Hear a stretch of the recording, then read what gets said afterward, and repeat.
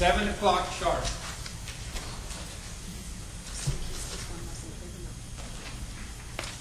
We have an established forum. Mr. Lapoyo. Here. Miss Adair. Present. Mr. Macias. Present. Miss Williams. Present. Thank you for coming. Mr. Flores.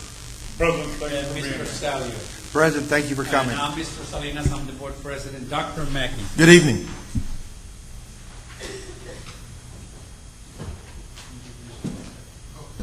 We have Mr. Linscomb here, our public relations. We have Elaine Howard, personnel. We have Jose Elizondo, financial chief financial officer. We have Nancy Robinson, associate superintendent of curriculum instruction, and Elita Bear, assistant superintendent of secondary education. This regular meeting of the Judson Board of Trustees is hereby called to order at 7 o'clock. I am very pleased that you have taken time to join us this evening. As the Judson Board of Trustees, we are here to set goals and policies and oversee the management of the district. We are responsible for approving budgets, contracts, personnel appointments, and to listen to reports from the superintendent. In compliance, we are not here to make administrative or management decisions pertaining to the daily operation of the district. This is the responsibility of the superintendent. In compliance with the state government code on open meetings, tonight's agenda has been appropriately posted. This is a meeting in public, not a meeting of the public. As our guests, you are welcome to observe and listen. These proceedings are being video and audio recorded and will become part of Judson's permanent legal record. In order that the tape adequately reflects these proceedings, please silence your mobile phones and refrain from talking while others are speaking. Since it is legally mandated that these proceedings are recorded accurately, I might have to ask for order periodically should I notice that disruptions are interfering with our recording capabilities. Once again, we, the board, extend to each of you a sincere welcome. Thank you for your interest in the Judson Independent School District.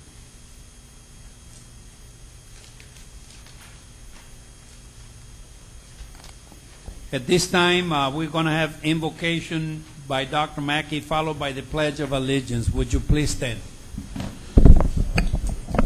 I'm going to pray for two individuals. This evening I was over there on, I can't think of the road, Walsham Road, and I was turned off there, and a motorcycle turned in front of me, and the guy is seriously injured. I mean, I had to get out and direct traffic and try to help this afternoon. And I notified the board president that I may have to leave. I have an emergency. I'm keeping my grandson. I just got a call, and I took him to the emergency room. He fell and tore all his lip up underneath. So the doctor said he's okay. They're going to keep him until I get back. So he's fine. So I'd like to pray for, and our Father which art in heaven, we want to thank you so much for all the wonderful things that you've done for us. I want to thank you for the many people that serve armed forces. I want to thank you for blessing all of us. And Lord, I want you to give a special blessing to the young man that had the accident on a motorcycle in front of me this evening. Lord, help guide him through this tragic incident. Lord, we want to thank this board for giving them the guidance and the desire to do the things that we need to do in order to help lead and guide this district. God, thank you for all the wonderful things that you've given us and you've blessed us with, because we cannot do it without you. We know in your name and your honor that you've blessed us with all the many things that help guide us and lead us. In Jesus' name we pray. Thank you for everything. Amen. Amen. Pledge. No, colors. I'm sorry.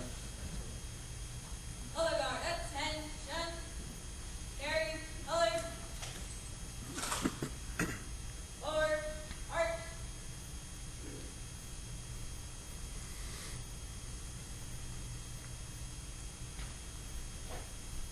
March time, march. Color guard, halt. Left, face. Freeze, then, arms.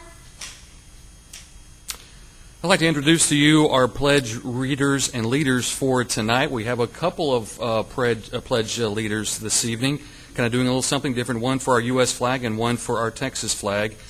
For our U.S. flag will be led by Robert Rigsby. Go ahead and step up there, Robert. He is 10 years old, attending Spring Meadows Elementary School. Robert is the son of Stephanie and Gary Rigsby. He is in school safety patrol, enjoys playing football, active in his church, and wants to be a teacher of math and PE someday. Also leading our Texas pledge is Christopher Chapa. He is 11 years old, also a Spring Meadows student. He is the son of Kelly and Raul Chapa. He is in safety patrol, an avid soccer player, loves animals, and is a great caretaker of them. Let's join them in the Pledge of Allegiance. I pledge allegiance to the flag of the United States of America and to the republic for which it stands, one nation, under God, indivisible, with liberty and justice for all. Honor the Texas flag.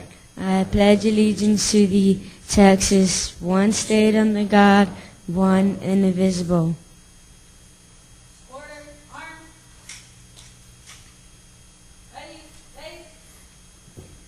Forward, march.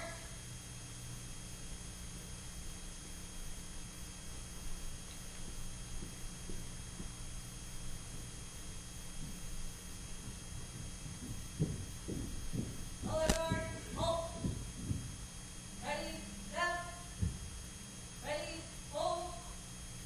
Ready, post.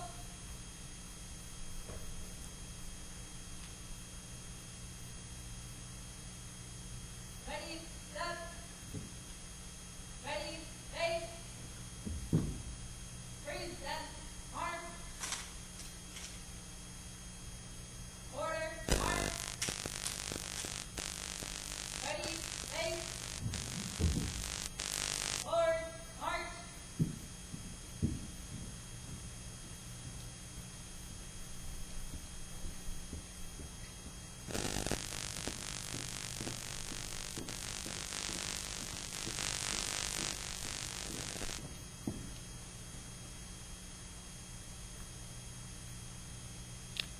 You may be seated. And let's give Robert and Christopher a hand for a very nice job. I'd also like to recognize their parents. First of all, Kelly and Raul Chapa. Could you stand for us, please? And Stephanie Rigsby. Thank you all very much for being here. Right over here. You can take a few pictures here.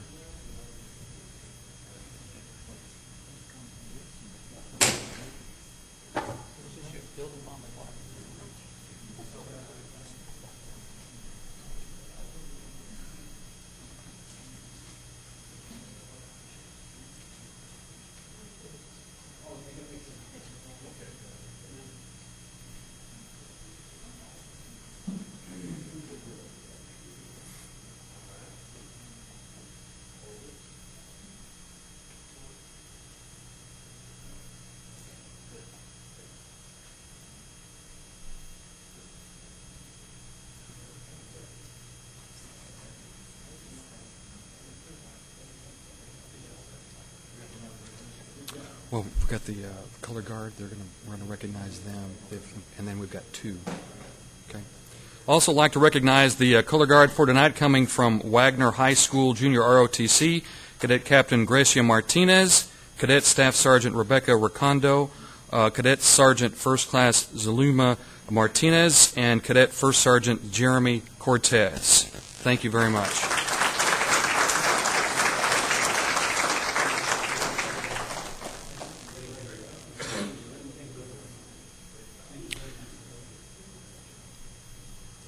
Now, as we move on to our board recognitions, our first board recognition technically comes from Kitty Hawk Middle School, although she is now a Judson High School student.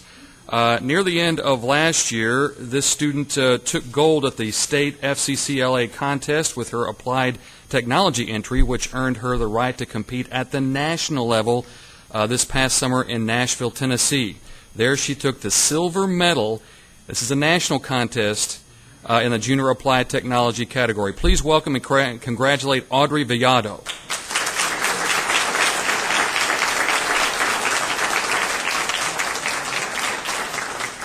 Audrey's teacher at Kitty Hawk was Victoria Rakatumanga. She was not able to be here this evening, but we want to recognize her as well. And we'd also like to congratulate, we want to have, let's have a picture with the board here. We'd also like to congratulate Audrey and her parents. I think her grandmother is here. Could you stand up here for this? This is Barbara Cummins.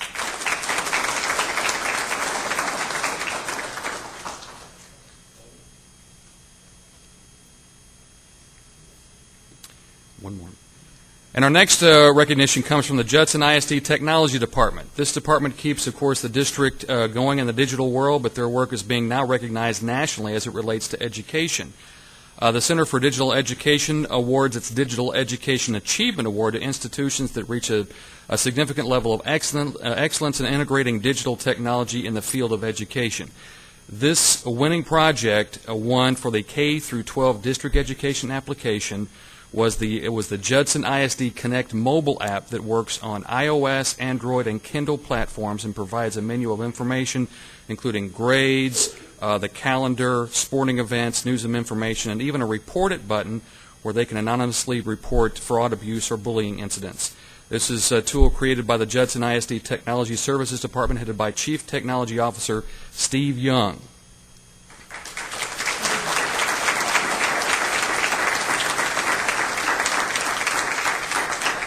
Also joining them here this evening are department members Deborah Stevens, Applications Coordinator, Shelley Cook, the Webmaster, and Francis Kerr, the Web Application Developer.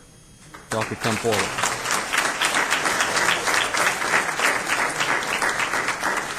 And also like to note two other contributors to this project, Joe Gautreaux and Gabe Landis, who are no longer with the district, but they played a big part in developing that particular application. And this is the plaque that they also won from that association.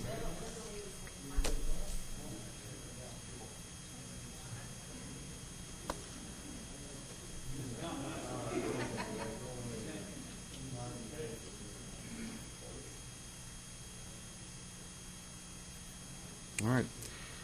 And that concludes our recognitions for this evening.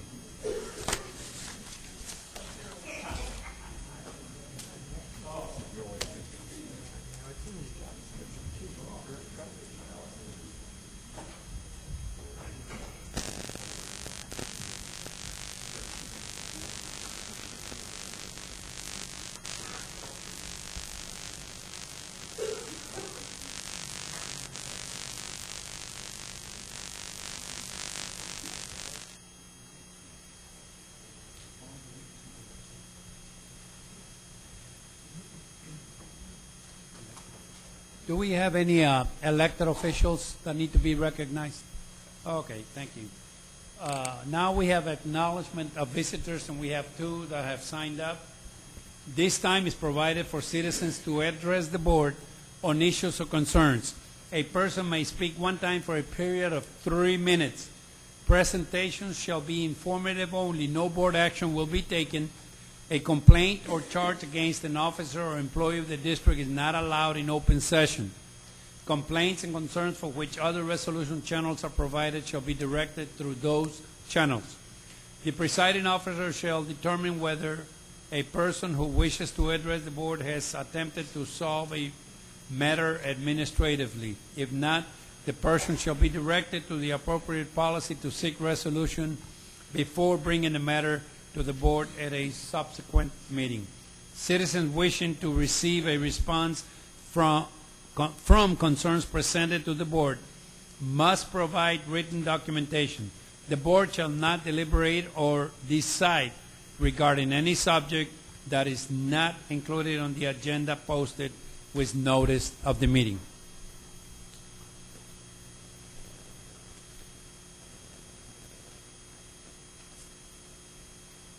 We have Mr. Steven Fernandez, American Indian Heritage Day in Texas, September 27th. Mr. Fernandez.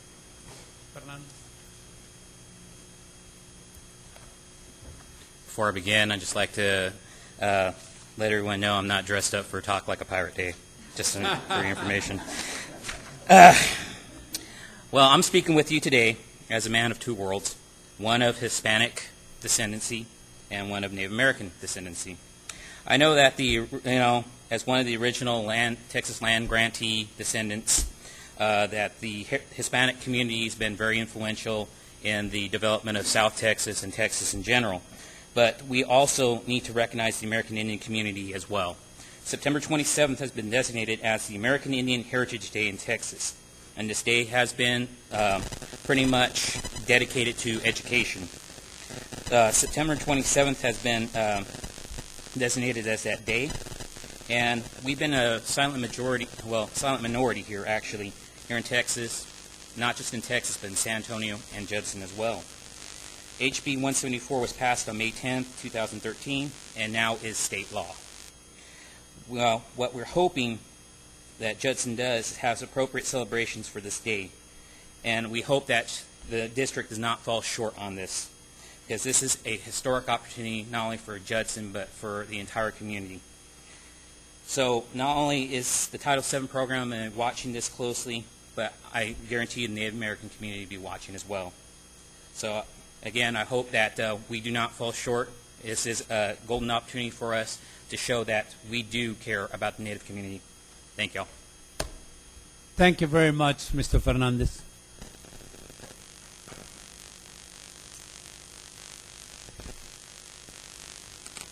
Ms.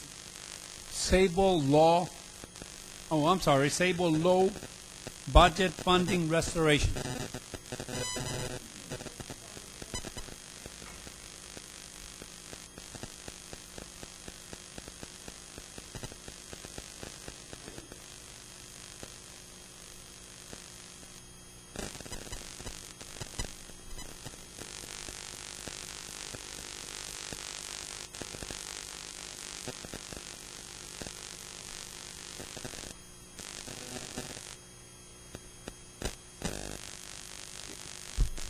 Good evening. Hear me? President Salinas, Judson Board of Trustees, and Superintendent Mackey. My name is Sable Lowe. I am here representing Judson AFT, who is affiliated with the Texas American Federation of Teachers and our national organization, the American Federation of Teachers. I'm here tonight to talk to you about the partial restoration of funding that was approved for the fiscal period from September 1st of this year through August 2015. Texas American Federation of Teachers was instrumental in pushing for this restoration. The 65,000 members of the Texas AFT are committed to halting the destruction of public education and getting our proud state back on track. Thousands of our members, including teachers and paraprofessionals here in Judson, called, wrote, emailed legislators urging them to properly fund our public schools. As you may know, the legislation restores 85% of the formula aid that school districts lost in the budget cuts of 2011. This restored funding totals $3.4 billion that districts can and should use to raise pay, increase district health care contributions, hire and rehire staff, and reduce class size. We commend the Judson ISD Board of Trustees for having the vision to reward district employees for their hard work and dedication by approving a raise and a step increase this year. While 85% is a great start and much more than had originally been proposed, this means a continuation of $600 million in cuts in formula aid for 2 more years. It also means that average annual funding per pupil more than 500 short of the level reached before the recession and enduring budget cuts. Legislative leaders say the ongoing cuts in public education are necessary because available funding is limited. The lawmakers left more than $8 billion untouched in general revenue and the Economic Stabilization Fund, otherwise known as the Rainy Day Fund Reserve. Senate Bill 1 does notably enhance equity in the distribution of formula aid to school districts. Under this bill, funding of Texas children's public education will depend significantly less on happenstance of low or high property wealth in the school district where those children live. So that's a good thing. We have enjoyed a great working relationship with the district and the administration in communications with your staff. We're in the process of working with the district on providing professional and staff development. We would like to continue a partnership of respect and collaboration for the benefit of the students and all district employees. Please feel free to contact our local office, and the number is listed. Thank you for your time and consideration. Thank you, Mrs. Lowe, for the information provided. Thank you.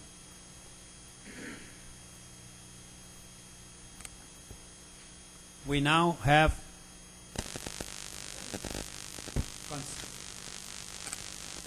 item 4, consideration of consent items. Fellow board members, as I read the item, if you'd like to pull it, please let us know by saying pull. Consider and take action regarding approval of minutes for the regular meeting held August the 15th, 2013. B, consider and take action regarding approval of board minutes for special meeting held on July 9th, July 23rd, and September the 6th, 2013. C, consider and take action regarding approval of monthly financial information as of August 31st, 2013. D, consider and take action regarding approval of expenditures equal to or greater than $50,000. E, consider and take action regarding approval of cooperative purchasing management fees report. F, consider and take action regarding approval of request for bids 14-03 for textbooks. G, consider and take action regarding approval of ranking for materials testing engineering services for Copperfield Elementary. H, consider and take action regarding approval of a resolution to declare October the 9th, 2013 as Texas Education Human Resources Day. Yes, sir. Thank you, sir. I, consider and take action regarding approval of statements of impact submitted by the following schools. Oh, yes, sir. Thank you for pulling that one, sir. That's it. Motion by Mr. Salyer, second by Ms. Adair. We're going to be voting on items, on consent items A, B, C, E, F, G. Discussion. Oh. Yes, sir.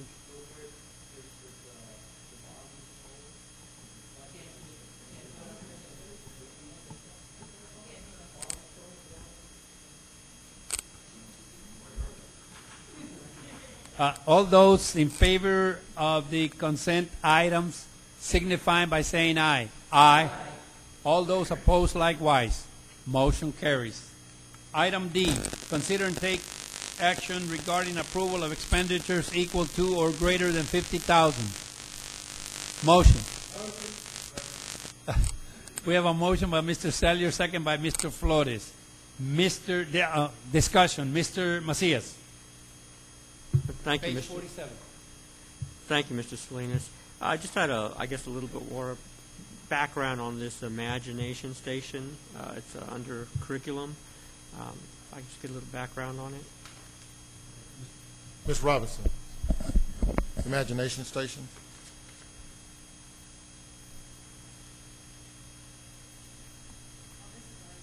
Yeah, our station. This is what we use for our universal screen for reading, and then to put on the kids on tier to get remediation in one of the 5 areas that it tests for. Tests for phonics, fluency, the 5 different reading components, and then designs lessons. The state adopted this one, so half of the grade levels the state pays for, the other half we purchase, so that all the grade levels have it. And so our expense, of course, is $112,000, which is on this agenda. Yes, So and the then we state have it all the picks- way from kinder to 8th grade. And is this the first time we've used it? No. No, we had it this So year. It's all the time, and does it increase at all, or in terms of what it was last year or the previous year? No, sir, not that I pretty know strict. of. Let me double check, but not that I'm aware of. I'm just kind of curious. All right. I'm fine, thank you. Okay. No? Oh, anybody else? How about SunGuard Pentimation Technology?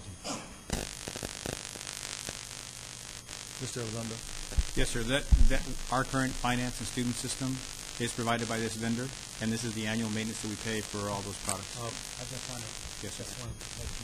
Okay. Any other discussion? Item D. All those in favor signifying by saying aye. Aye. All those opposed likewise. Motion carries. Consent item H. Consider Let me read it. Consider and take action regarding approval of a resolution to declare October the 9th, 2013 as Texas Education Human Resources Day. I've never heard of this, but I'm glad it's there. Go ahead, ma'am. Motion by Ms. Adair, second by Mr. Lapoyo. Discussion, Ms. Adair. Yes, sir. Thank you. It was on the consent, but I wanted to read the resolution. I'll just read them both from my book. It says, State of Texas, Office of the Governor, we have no higher priority, no greater responsibility than to provide young Texans with the knowledge and skills to have successful lives and lead Texas into the future. Across our great state, human resource professionals play a vital role in ensuring our districts fulfill this fundamental mission. Human resource professionals are responsible for implementing effective practices for the hiring of quality staff to teach young Texans and keep schools running smoothly. They serve the needs of students, teachers, and administrators, creating a healthy environment in the best interest of the students. At this time, I encourage all Texans to join me in recognizing all of our dedicated human resource professionals for the important role they play in our educational system.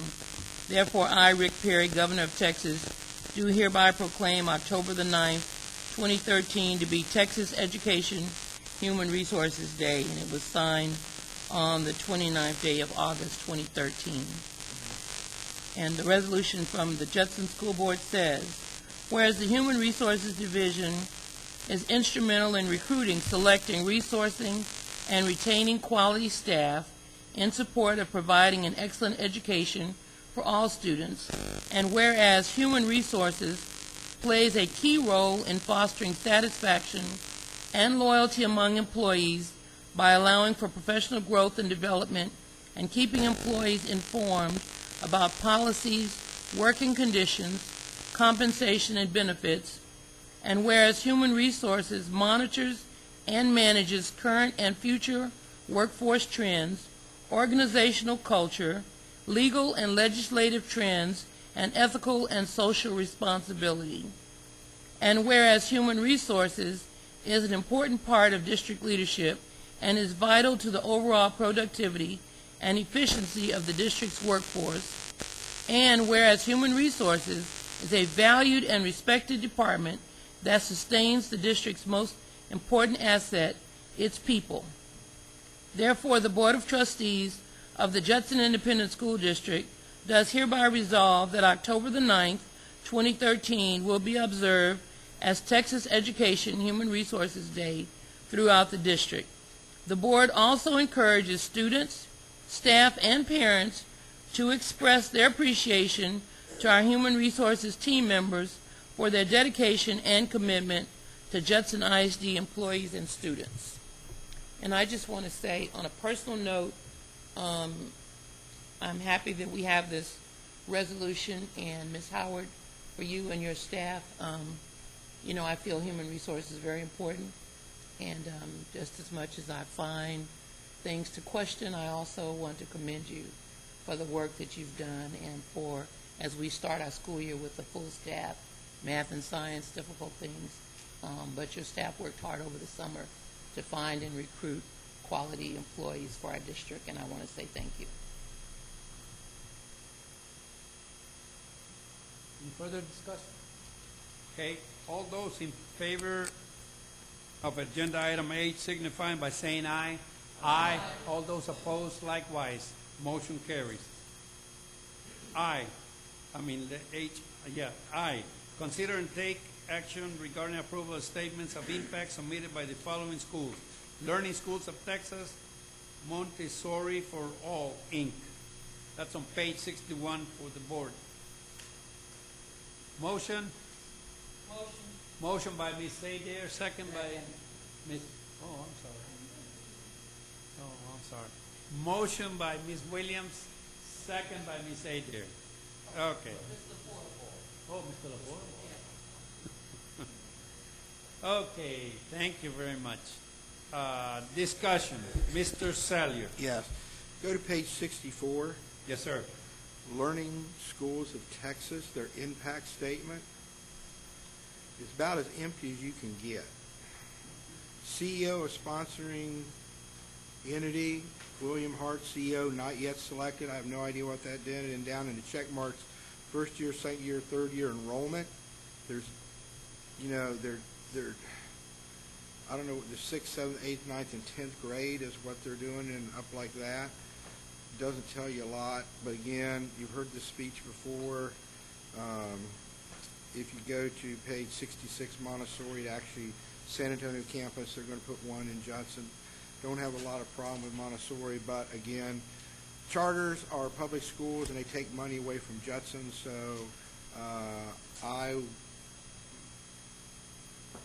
want to make I suggest that we don't approve this, just as I know we can't stop it, but as a form of, help me out here. It's a gesture that we don't approve this. Gilbert? Coalition? What are they doing now? I'm going to put Gilbert on the spot here. I'm sorry, sir. I think. Okay, Gilbert, speak up. I'm done. Because we're going to be doing the coalition.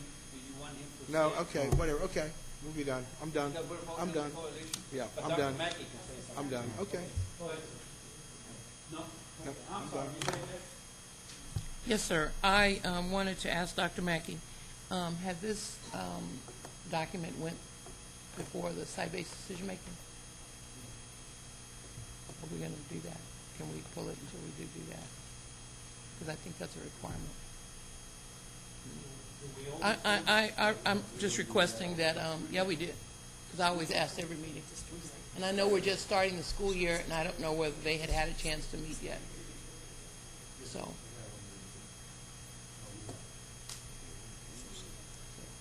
You make a motion, ma'am. I can't make a motion. There's a motion on the floor. Just, Ms., will you pull your motion? Yeah, she pulled her motion. You pull your second? Okay, they withdrawn their motion. Thank you, Dr. Mackey. I just asked you. Thank you.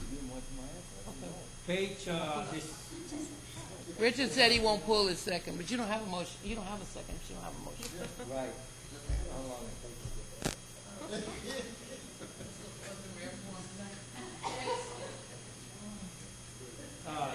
Superintendent, Superintendent report. Judson, the first one he's got here is Judson Early College JECA yearly report. If you would look on, I think it's on page 70, I think the board had asked for this report, so we got it to the board. Just want to put on record all the information documented in the 2014,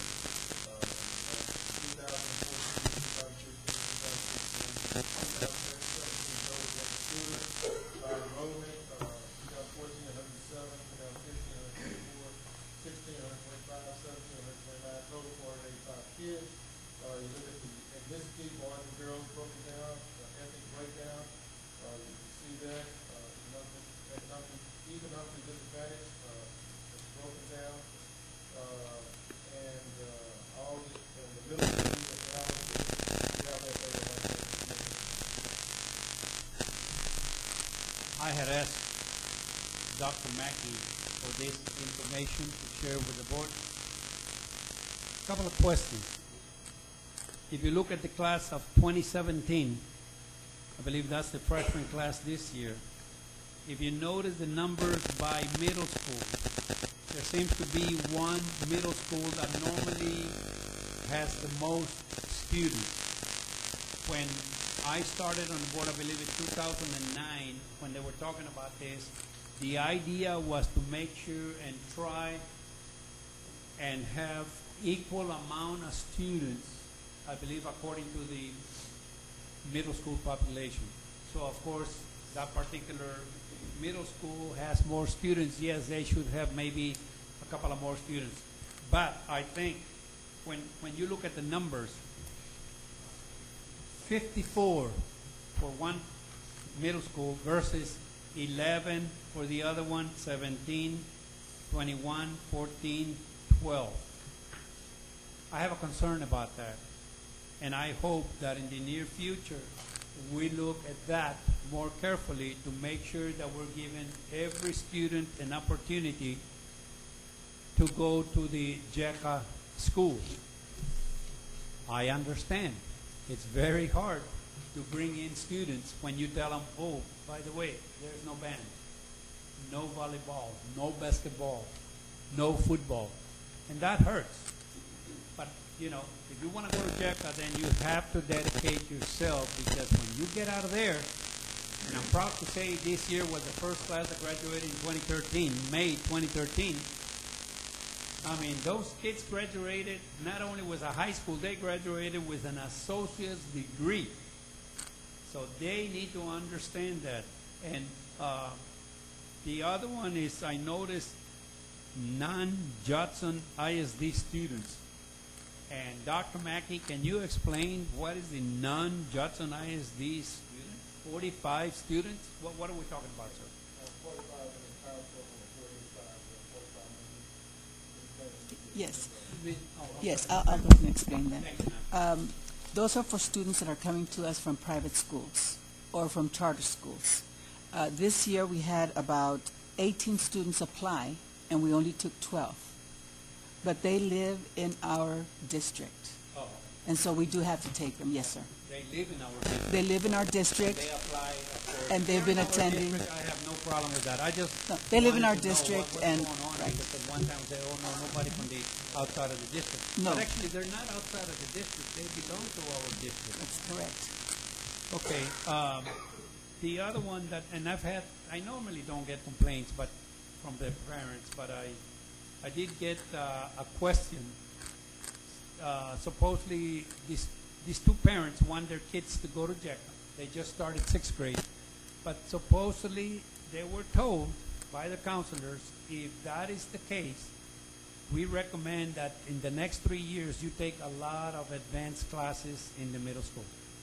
Now, I don't know whether that's true that they're being told that, but I don't think that was one of the prerequisites, if I remember, that they had to take advanced classes if they were to be considered by the time they were 8th graders. No, Can no. you explain that?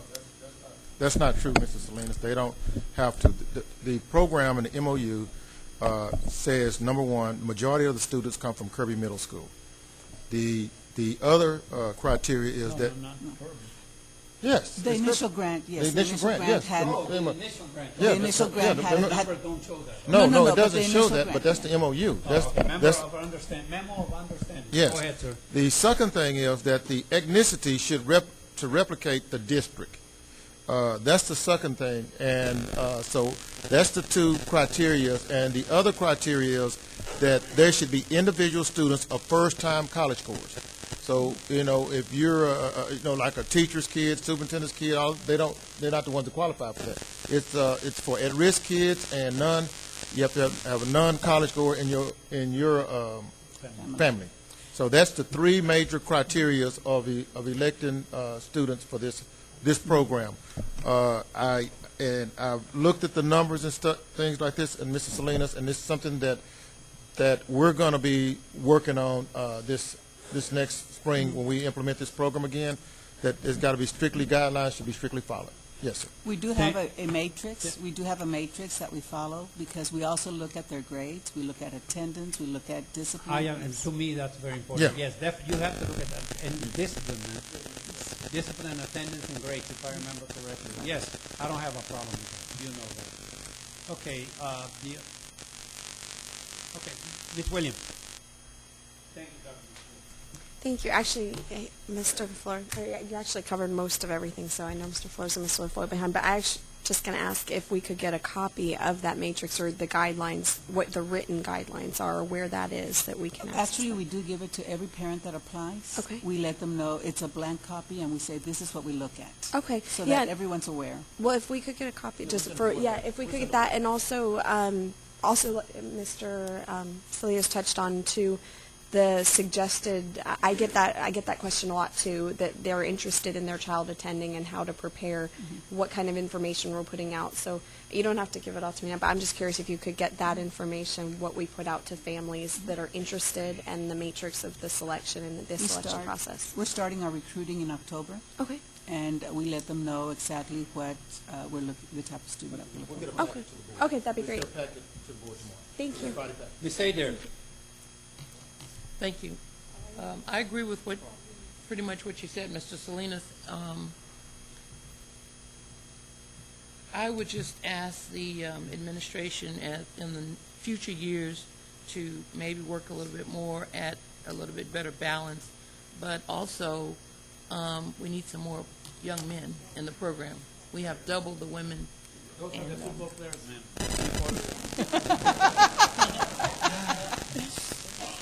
Yeah. Thank you. Mr. Flores. Yeah, Dr. Mackey, on the number of kids that are not Judson students, that are going to private schools, and I know they live in the district and everything, I'd like to put on a future agenda item is to limit that number. Because I want to know how many kids were left that didn't get in on that list that were. Mr. Flores, you don't have to put it on agenda item. We'll take care of it. Well, I mean, I'm talking about a policy change where we're able to say, as, have it in policy. But if you put it in policy, you cannot have a criteria, because if you go by the criteria, you're not going to follow the policy. Well, okay, the first thing I want to know is how many kids that are Judson kids did not get it because of those other 14, 12 kids from out, There's a number of kids. We have a waiting line, a line for the kids, yes. Okay, that being the case then, I think as a policy, we can say we'd like to limit the number of kids that are not JISD students. You won't, okay, we can't say they're not JISD students, because they are JISD students. Okay. They are JISD students. Well, then say those that did not Attend the eighth grade in JISD. Yeah. Yes, okay, that'd be good. Something like that. Yeah, they have to attend, in our criteria, we can put, they have to attend the eighth grade JISD. Yes, to qualify for that program. And in the matrix, that can count as a certain percentage of points. We can do that. Yeah, that'd be good. Yeah, we'll take care of it. They're residents, but they're not GISD. These students. Right. They did not attend any of our But I can't say that, because they have been, some of them come in the eighth grade year, some of them have been here early years, some of them at Randolph go backwards and forwards, so they in and out of our district. So we can't say that. We got to say the eighth grade year, because they have prior years in our district. Well, let's look at that and try to come up with some kind of policy. Ms. Barry, would you work on that, please? For next year, Okay, we'll work on it for next year. Something like that. Thank you. Mr. LaFolla. I agree with you, Gilbert. That's just what I was going to talk on, because I think it's being unfair to our children that are in the eighth grade and going to our school through all this years and everything else, that they aren't getting in because somebody's slipping in through the back door.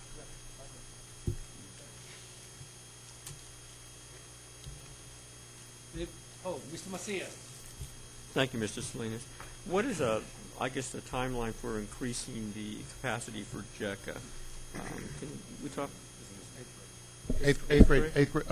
Eighth grade applying year. After that, they cannot come in when school starts. And I'm looking at the total number of students here in this demographic at 485, and I know that 500 was the original goal.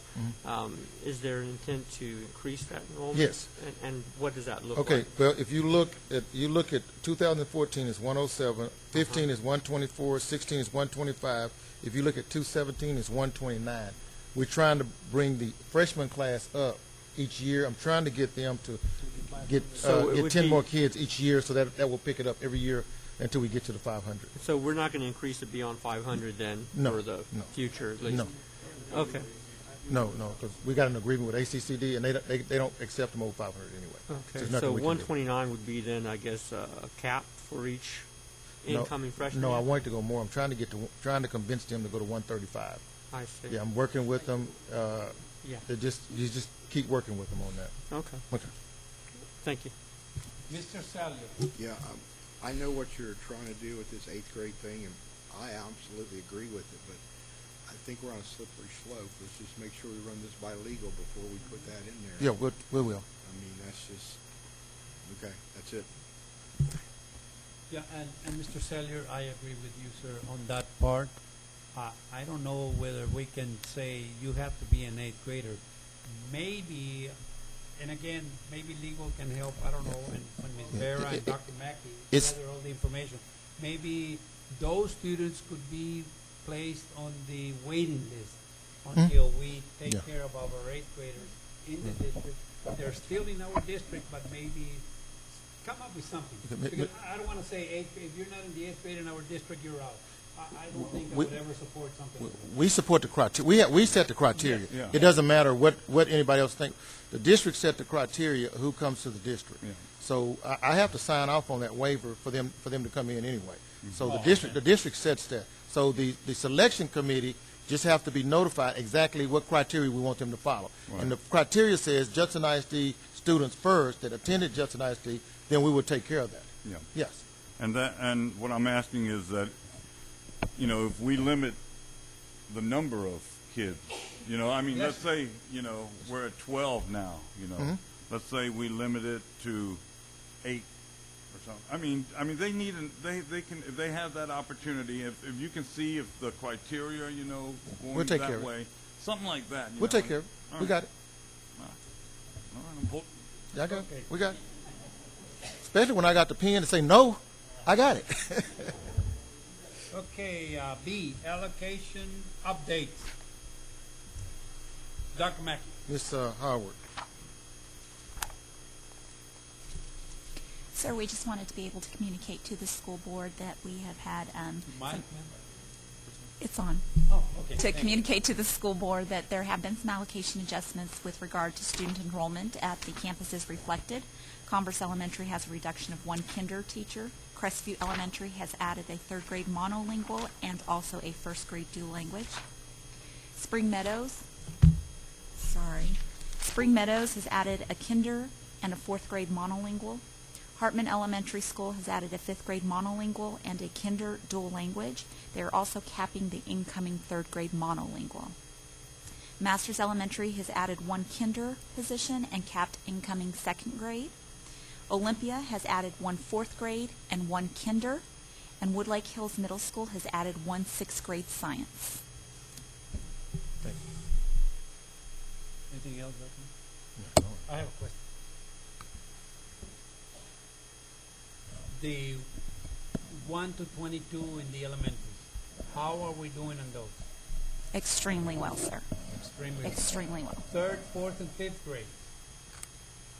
All of our numbers are within limits. We're not at any point where we would request waiver We or don't make have changes. a 4th, 3rd grade, 5th grade, 29 or something? No, sir. Do we have that in your packet right here? Yes. Yes, I just want to verify it in public. Absolutely. Yes, we did provide Because a lot of the people don't get- capacities A lot there of for you. people don't get that report. Okay. Anybody else? Oh, Miss Adair. Dr. Mackey, in looking at the allocations and the schools that she stated were capped, when will we be looking at committees and redrawing the lines specifically at the elementary level? Ms. Adair, that's something that we need to start on immediately. Okay. So we are,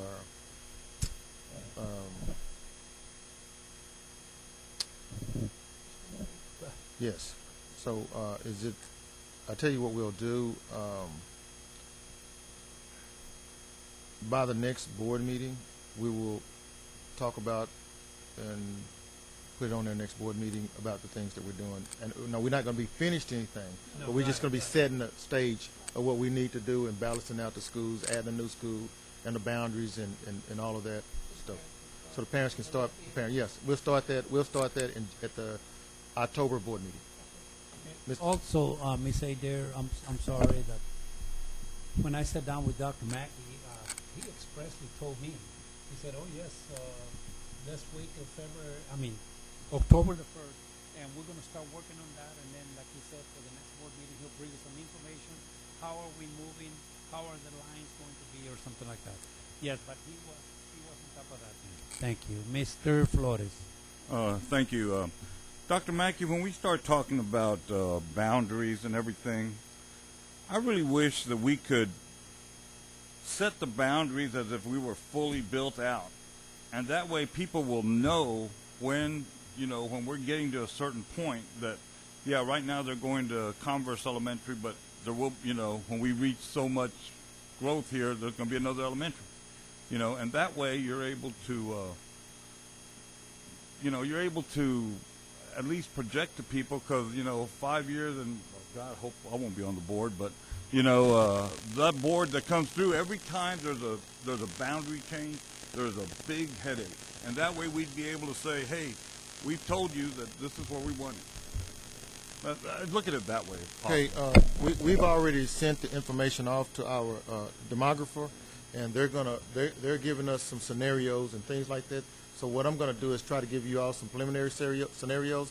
I know you want to talk about build out.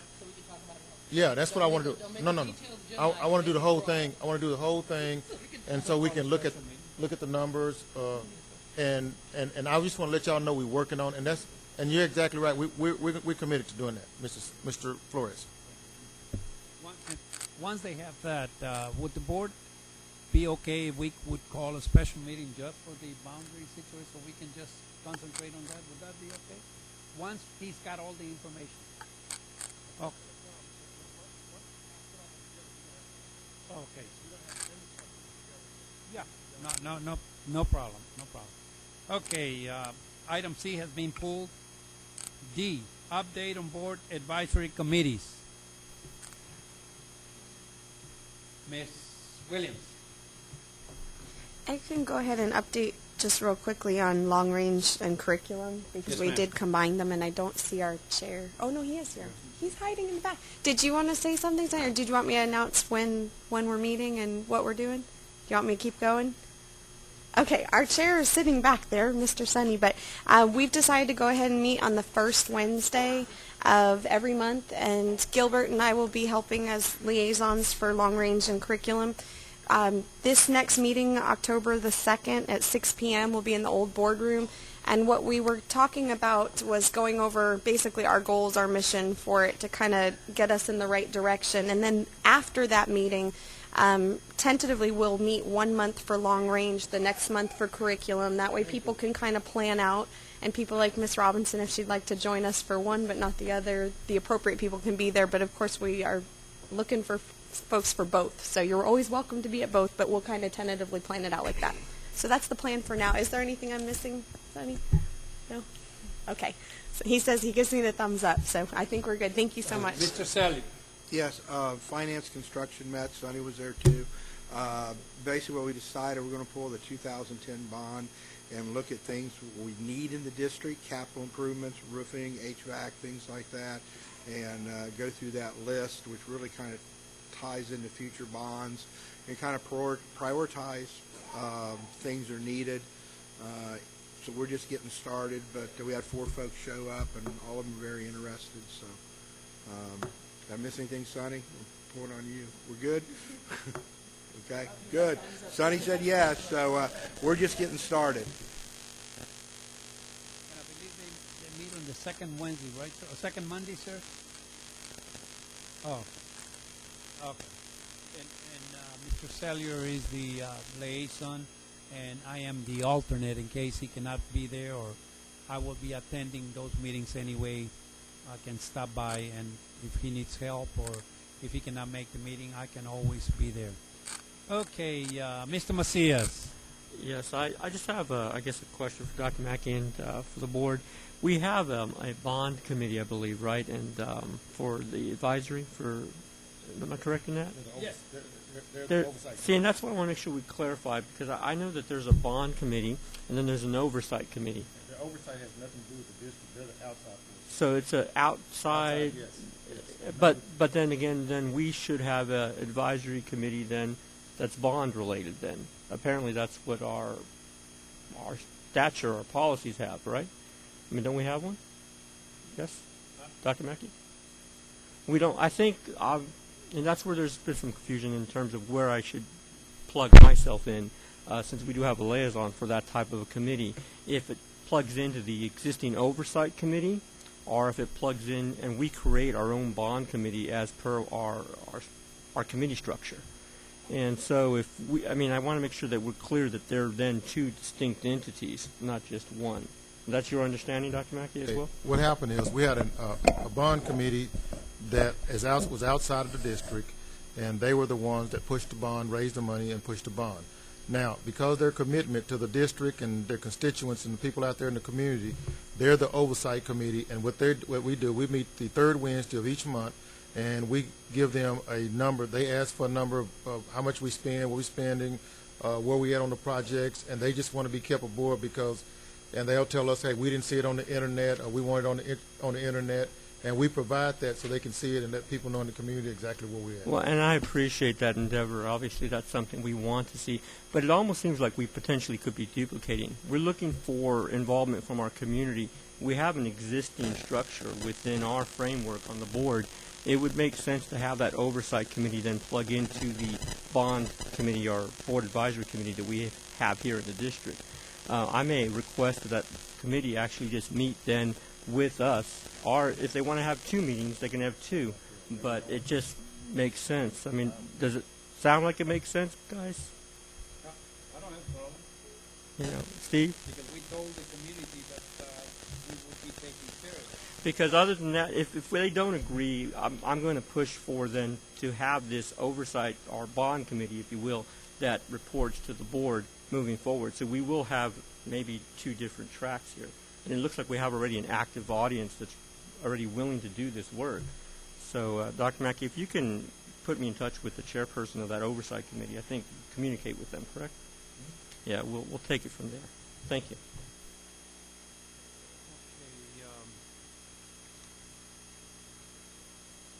Okay, Hinojosa.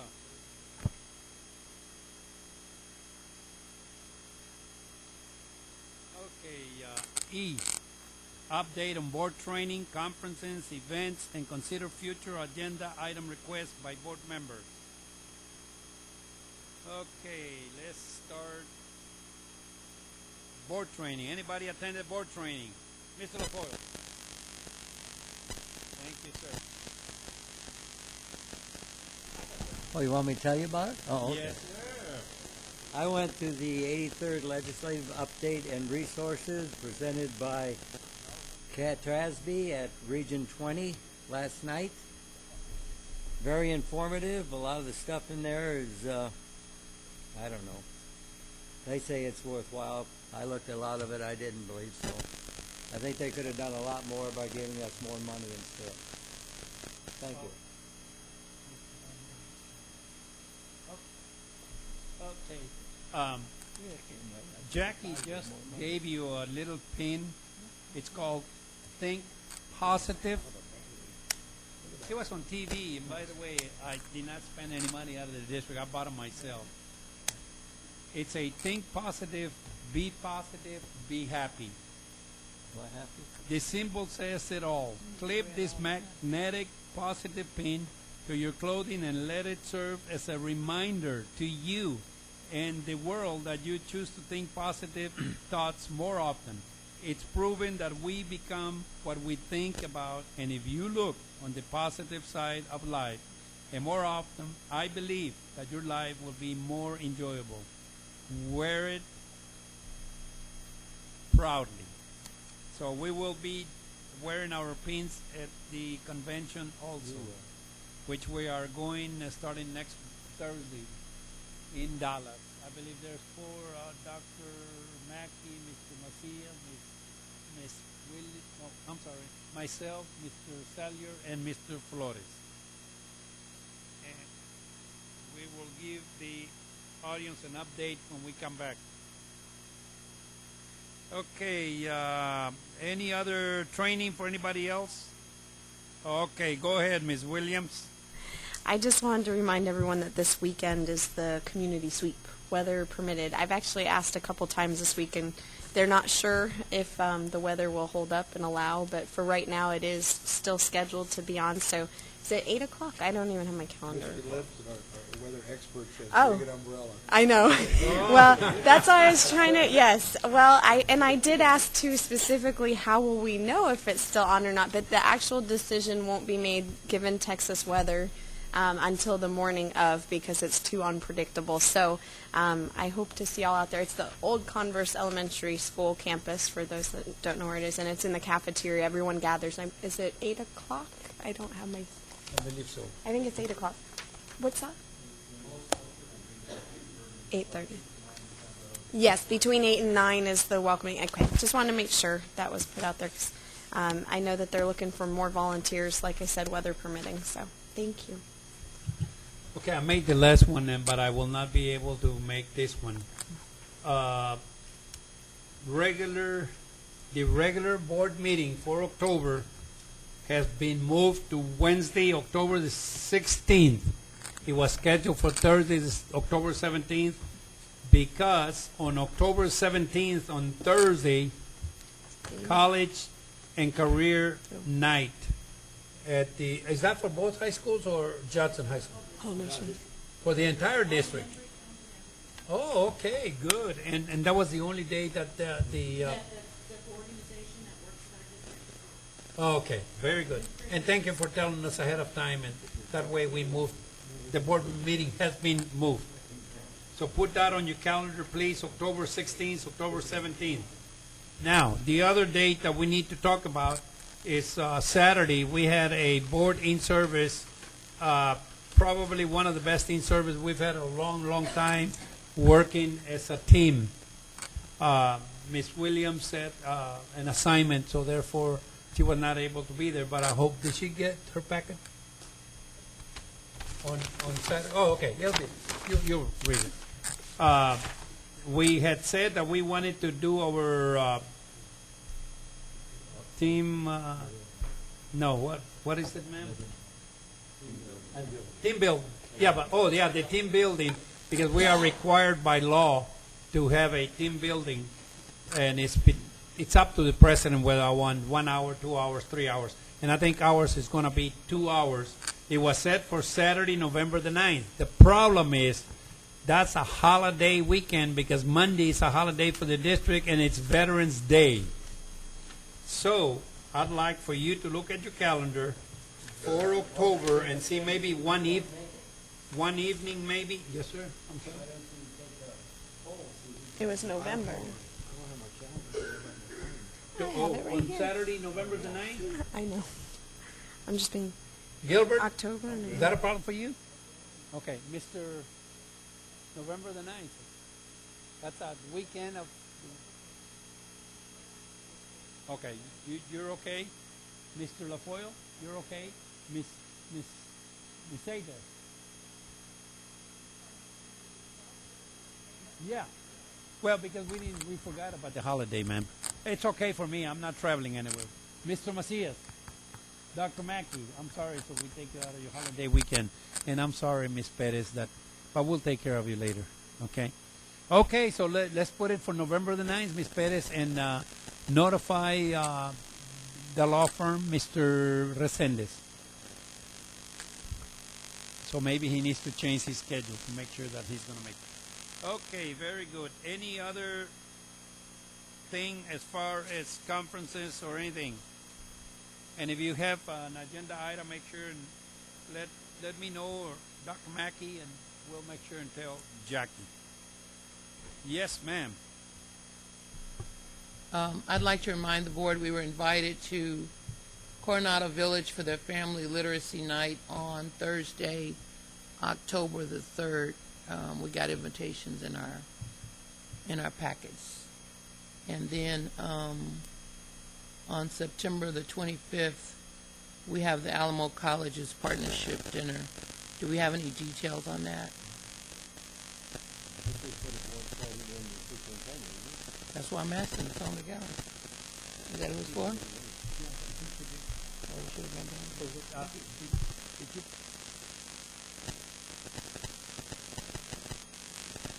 Jackie, on the luncheon for Friday, the 27th, did everybody get the copy about the luncheon? The board members are going to be in the convention? Oh, you got email. Okay. I just want to remind the board that it's a free luncheon on Friday from 11:30 to 1, I think, because then after that Oh, okay. Oh, yes. Yes, ma'am. 11:45 to 1. Thank you, ma'am. Okay, very good. Okay, now,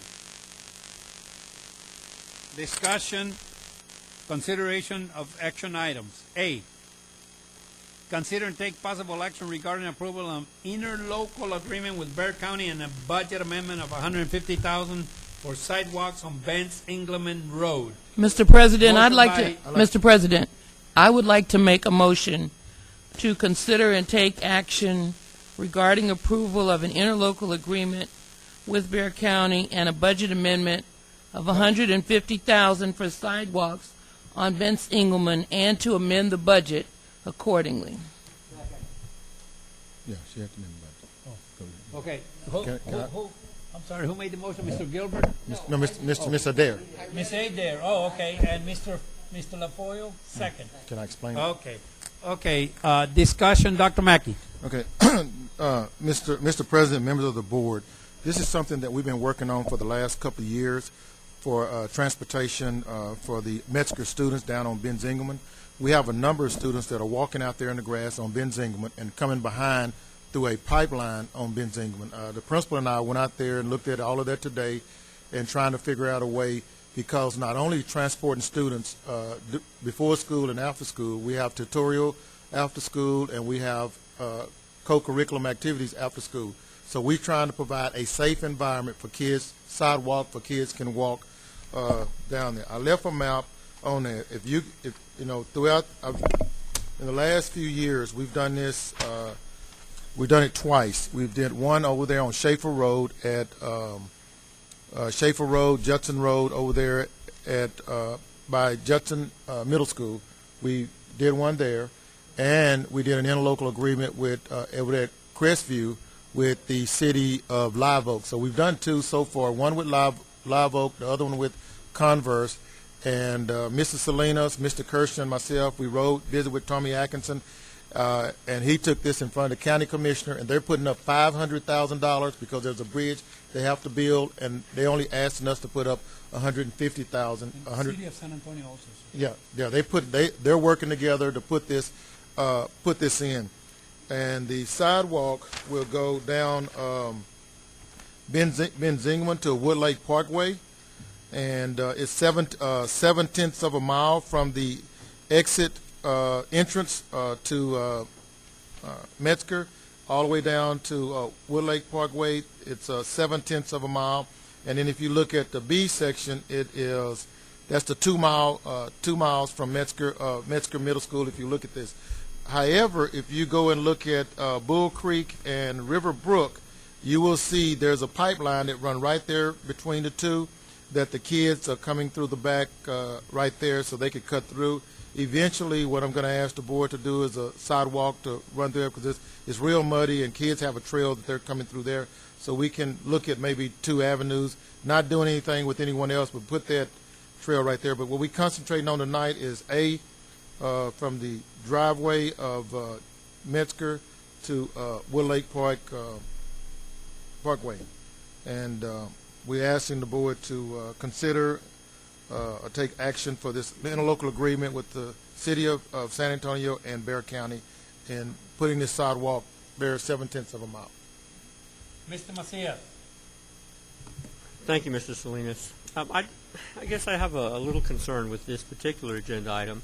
It looks like what we're going to do is take funds from our fund balance, $150,000 from our fund balance, and pay for, I guess, resources that customarily have been taken care of by the county or by a city or municipality. I'm wondering if we're really going into an area that's really beyond our primary focus in terms of providing direct services to students. Can you talk a little bit, Dr. Mackey, about the rationale why you wanted to get in this particular agreement? We work with 2 other municipalities, Converse and Live Oak, in doing similar actions that we've got involved in for the best interest of our kids. We're going to continue to work and present from other schools that need the necessary to provide a safety walkway for our kids.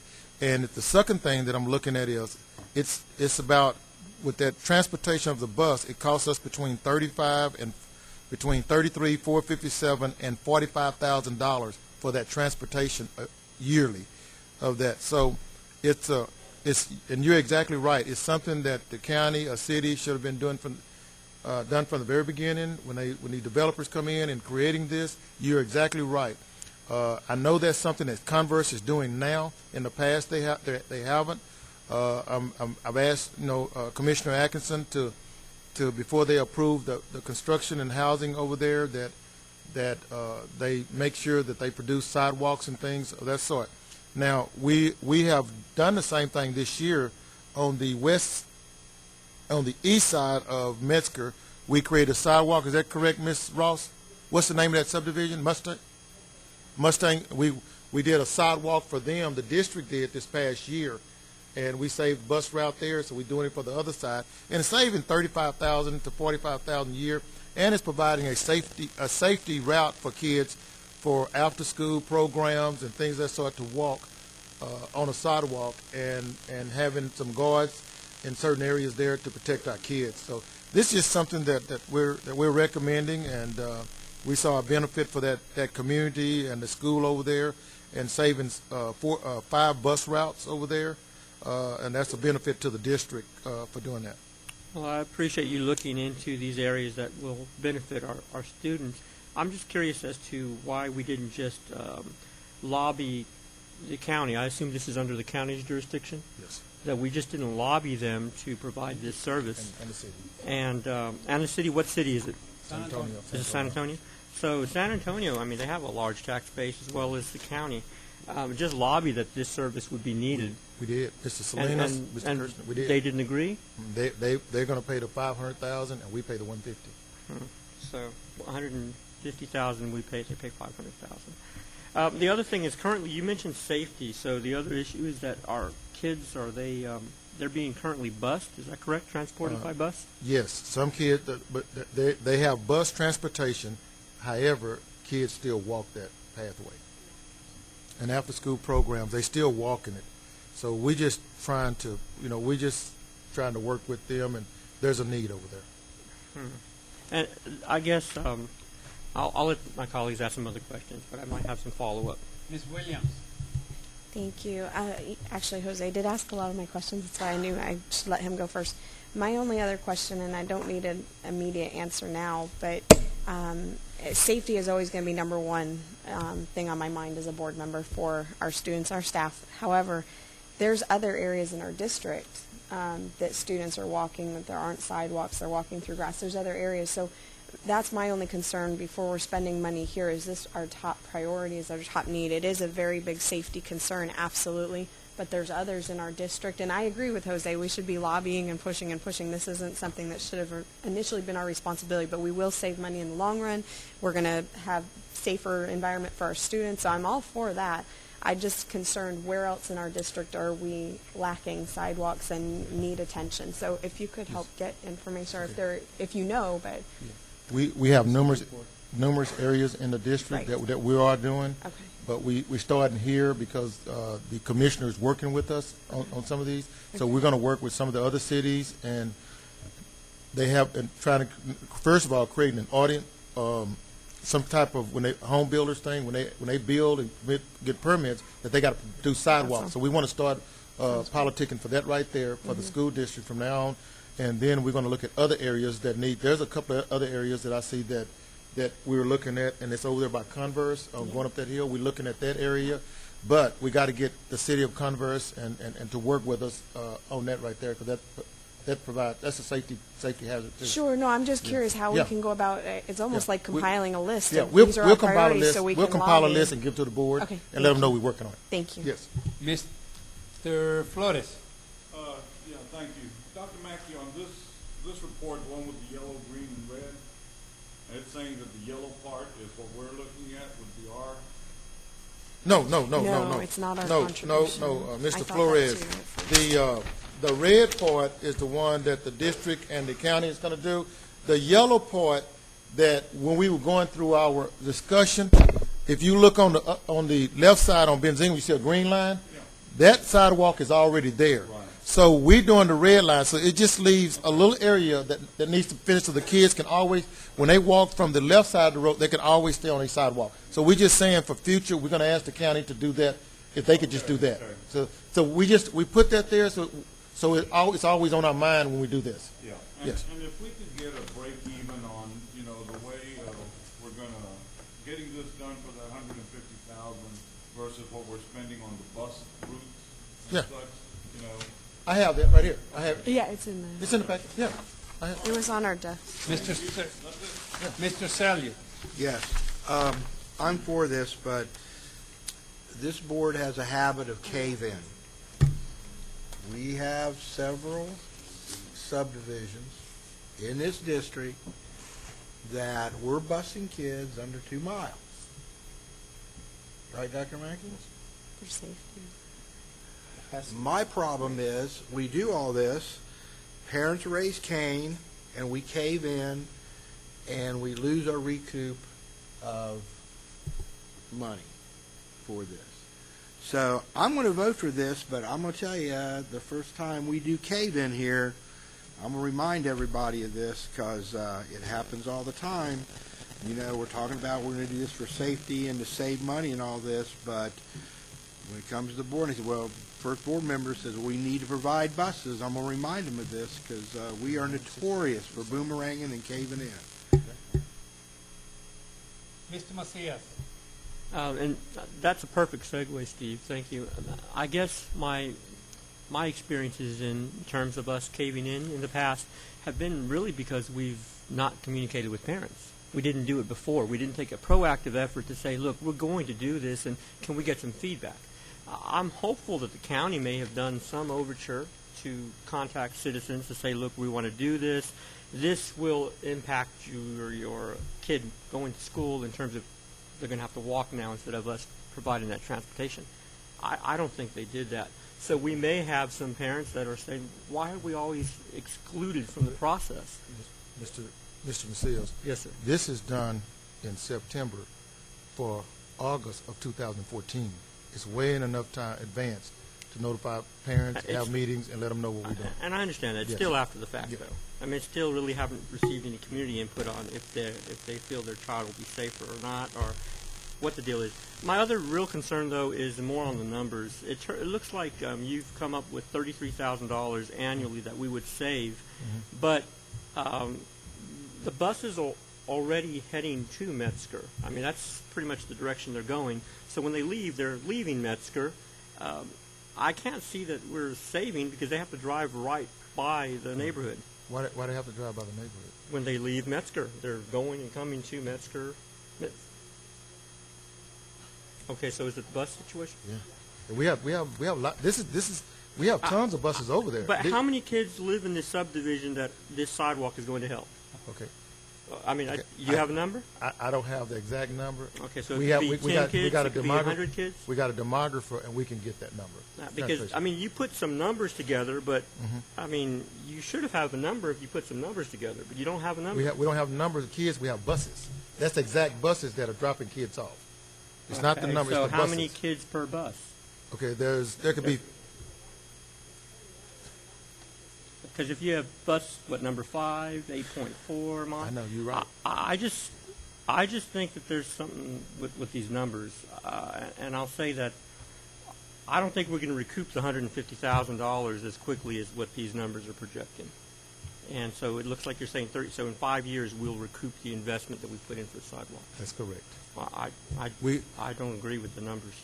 But it's not the numbers. If you look at it, it says bus 5, bus 9, bus 118, bus 133, bus 144. If you look at, these are the exact miles that are taken off the bus. This is the daily 1.94 per mile. This is what we pay that driver, 0.75 per hour. And if you look at the end of it, then you will see at 185 days, that's what we're paying, and it comes out to $33,457. Yeah. I think what happened is you've taken the cost out of what we're already paying. That's what I think has happened because we're paying this already. This expense. Hold on, Beth. We're paying this expense already. So what you're saying is this is going to be subtracted completely from. I guess. Hold on. Yeah. Let me take what you said in a little bit. Mr. Lafoyle.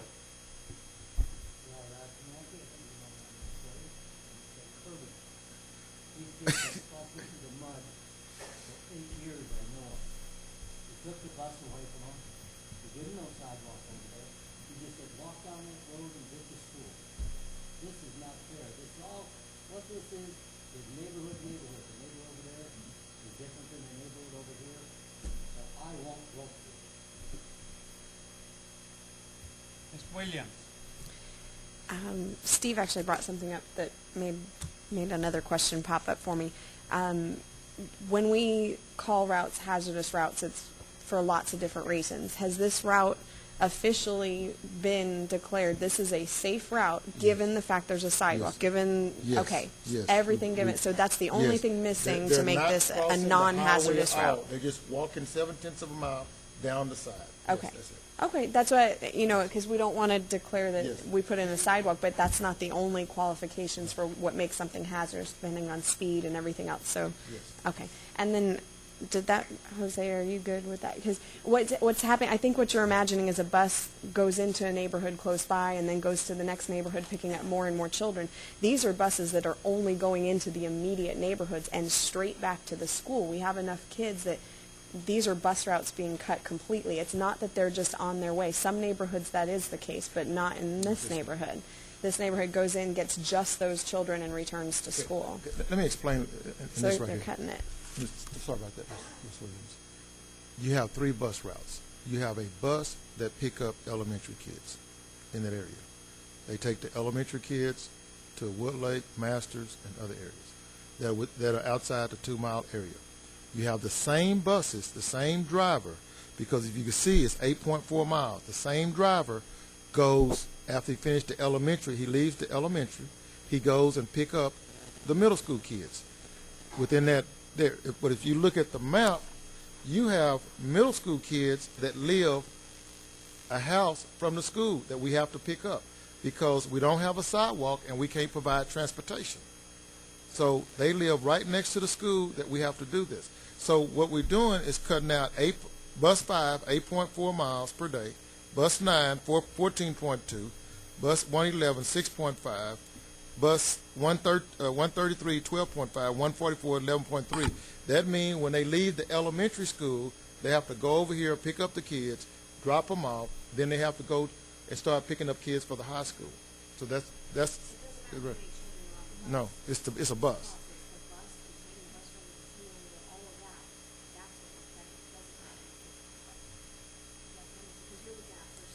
No, it's not per student.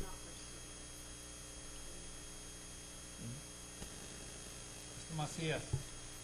Well, thank you for the thorough explanation. Of course, we just received this particular breakdown when I asked a couple of days for it. So this is the first time I've had an opportunity to really examine the data that you're providing me. I'll just go back to the premise that we're using fund balance money for something other than educating our children. I have some problem with paying for resources that I think the county and the city should be doing. And I just, again, going back to the proactive approach of talking to parents before we do this is another aspect of what we should be doing before we do it. So I'm just going to put that on record. Ms. Sader. Thank you, Mr. President. I've been listening to all my colleagues, and actually Mr. LaFoyle probably hit my biggest concern. Richard and I don't usually agree. But my concern is, do we have kids that walk and that do not have sidewalks in this district? And Yes. so is what Mr. LaFoyle is saying that 8 years ago they asked for sidewalks in Kirby and we did not respond or take any measures? What did Gilbert say? What did you say, Gilbert? How about you? Huh? Do you remember that? I remember that when we talked about it, but you know, they have tried to work with, we worked with Converse to help, to get those sidewalks in, and we lobby the County. politicals, the county people and the city people and all. But this is something, we're talking about safety now. Yeah, we need it in Kirby, we need it in, probably need it in Rolling Meadows too, or something. Eventually, when this district gets filled out, there's gonna be a lot of sidewalks missing, It's, I think this is an opportunity to work with the county to show them, hey, okay, we can play ball on this, and then we're gonna go after something else. That's my opinion on it. Mr. Sellier. I wasn't through. Oh, I'm sorry, ma'am. So I wanted to ask Mr. Salyer,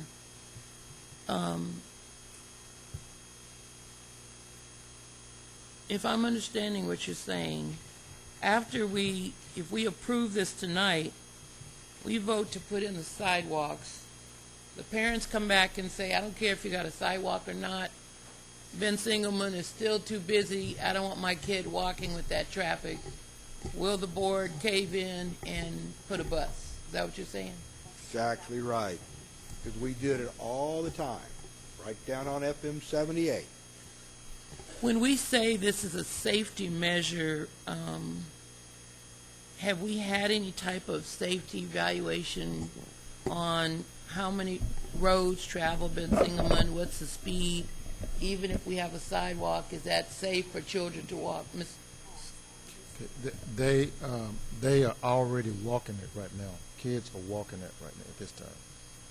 They're walking it, regardless, whether sidewalk or no sidewalk. Kids are walking it. June, here's right there where I live on Universal City Boulevard. There's one stretch, it's gravel.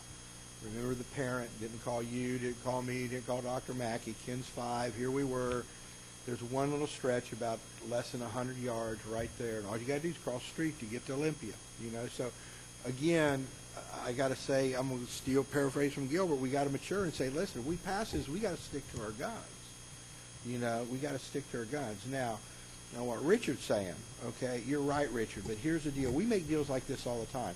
Crestview, for instance, the water. Remember the water flooding we had back there?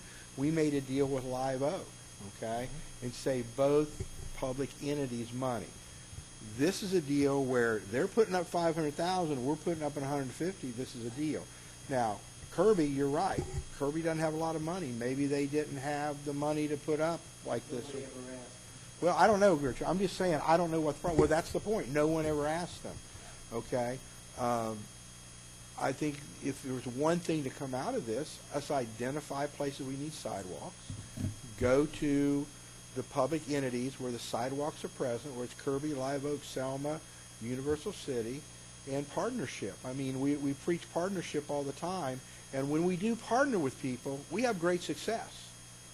Crestview, Northeast Lakeview, Simon Properties, we partner. I think with sidewalks, Dr. Mackey, if we can go out and ask people, but you know what? A lot of these people will say, well, we don't have the money. A lot of people are going to say, we don't have the money to partner for sidewalks. And you're never going to have enough sidewalks. Rolling Meadows, we don't have enough sidewalks. Universal City Boulevard, going to Olympia, you got to cross the street. You got to cross the street anyway to get there, right, Matt? Okay, you just got to cross the street. So I think we're focusing on the whole district. I think we need to focus on this right here. And my focus is it's saving us money. They're putting up $500,000. We're putting up $150,000, and we can argue all night long where sidewalks should go. But you know what? This is here. It's not in Kirby or Universal City or Selma. This is the deal on the table for this stretch of sidewalk. Again, my concern is the board will cave in because parents will say, we don't want to do this. And then, well, here we go again. So I'm voting for it, but Mr. LaFoyle. That's great, Steve, but the problem is that this here, kids have buses. The kids over there don't have a bus. They gotta walk because they're within 2 miles. Is that fair? These kids are within 2 miles, they got buses.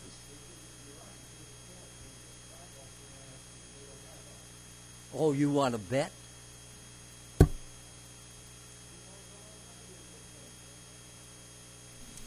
Well, this still touches on my first question I had was, where else our needs are. How long is this deal on the table? I mean, I want to know more about where our other needs are in the district before supporting something like this, because I understand this deal. So how long is this deal on the table for? So we have other needs in the district.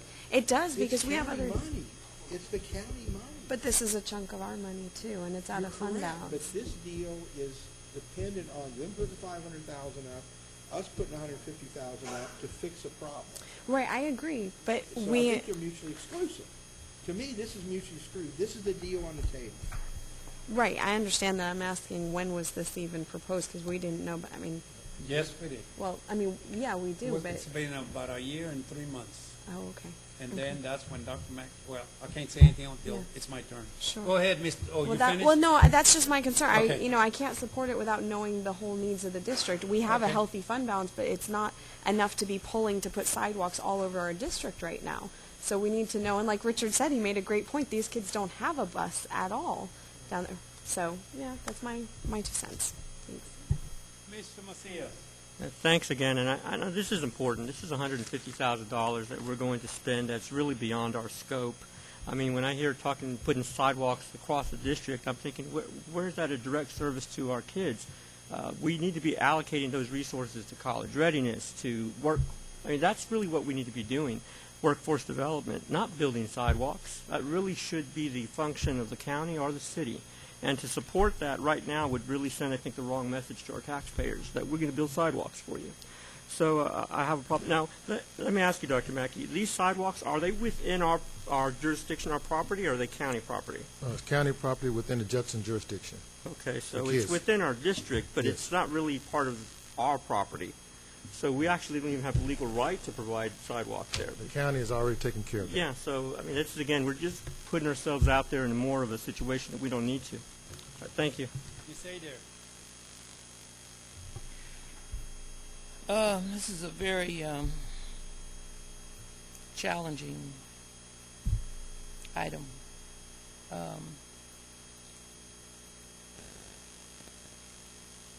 My concern is that we're not being, I hear what you're saying, Mr. Salyer, this is what's on the table. And over here, in this side of my ear, Richard's saying, but we didn't address it when we should. And over here, we're not supposed to be building sidewalks. We're supposed to be funding education. And I didn't hear the one answer. When was this started? How long has this process been working on for this particular Ben Singleman project? What was the answer to that? Oh, well over a year.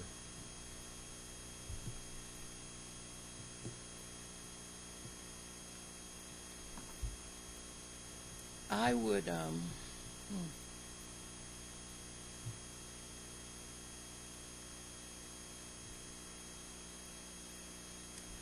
I don't know whether to make an amendment to request a table and be labeled as a boomerang person.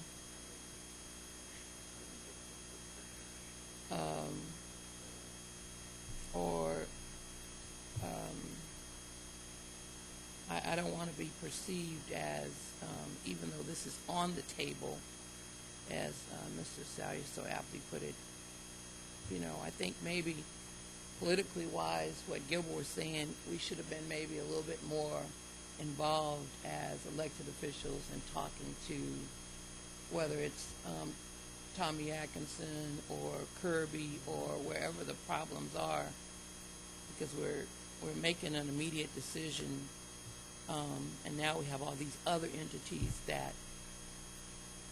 So anyway, You finished? Okay.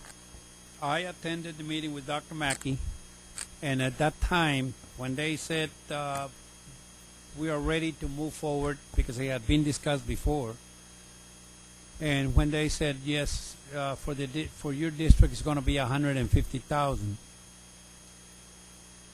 The first thing that came into my mind was what I believe is students first. And no, Mr. Macias, we are not spending money unwisely. I guarantee you, sir, if you go to these parents on these sidewalks that we're talking about, and if you ask them, because you said, did they ask the parents? If you ask them, is it okay if, would you like sidewalks? I guarantee you, you would get 100% of those parents saying it's about time. I'm afraid my child keeps walking on Ben's Engleman, and it's very dangerous. So, $150,000 for the safety of our kids is nothing, because if we lose one kid, I guarantee you, $150,000 will never bring that kid back. I am supporting this. Now, in the future, that's right. Maybe we need to be more alert with our elected officials or our commissioners in the city of San Antonio. And they had engineers, they had city people, they had commissioners. And at that time, I said, I wonder how much are they going to put in. And then that's when they said they're sharing it between San Antonio and the county, $500,000. So I think that because it's on the table, and this is very important, we need to get those sidewalks. And I don't think we're spending money, taxpayer money, for nothing. This is very important for the safety of our students. I call for the question.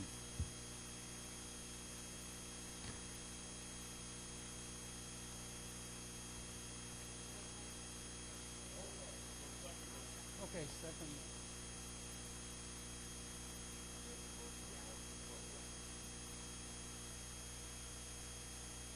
Okay, roll call. Mr. LaFoyle. Oh, you want to vote here? Okay.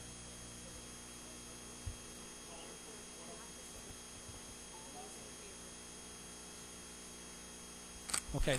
All of those in favor of signifying for the call for the question, signifying by voting yes. If you're against it, vote no. Is that correct?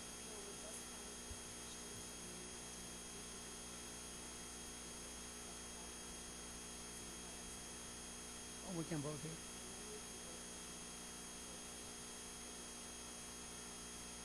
So you want roll call by... Huh?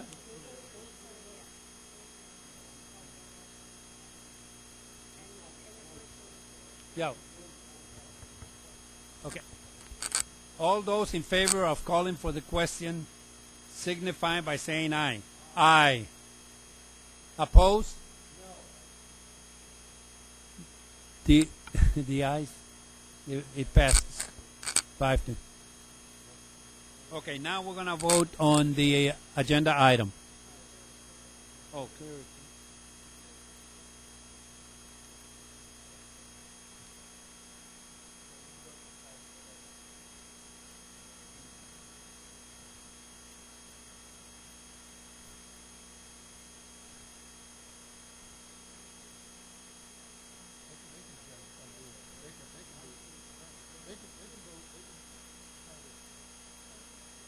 Yeah, we got to clear it out.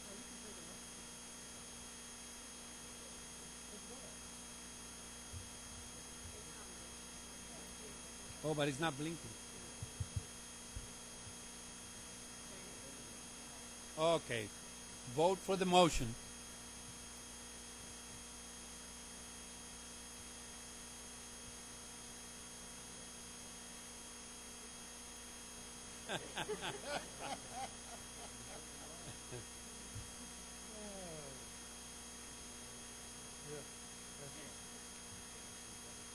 Motion failed.